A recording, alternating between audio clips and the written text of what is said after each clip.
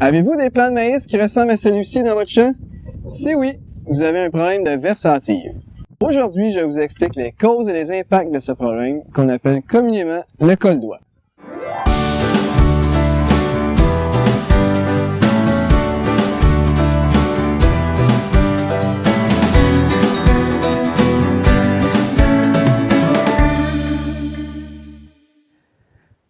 Un système racinaire peu développé, combiné à de forts vents, provoque le col-doigt.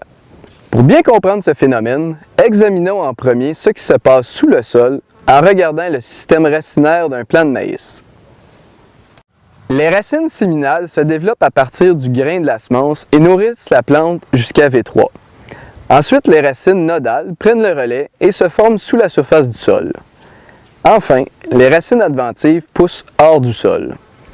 Chacune des parties du système racinaire doit bien se développer afin d'obtenir un plant solide et tolérant aux différents stress de la saison. Différents facteurs mènent à l'averse.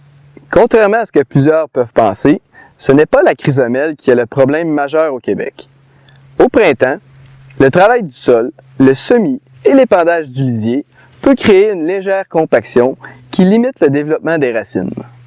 Aussi, un sol trop humide au semis peut être la source de lissage.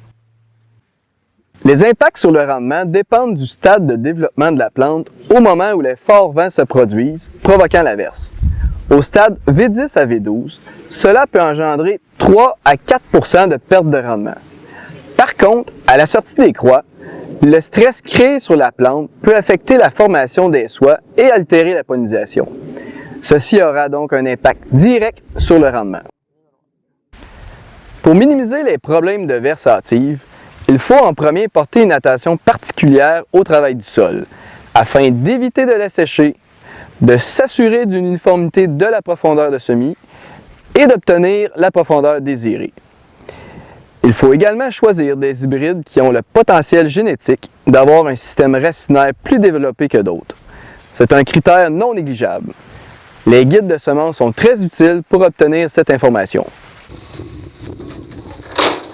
Il faut toutefois mettre en perspective que bien souvent, il s'agit de certaines zones du champ qui sont atteintes.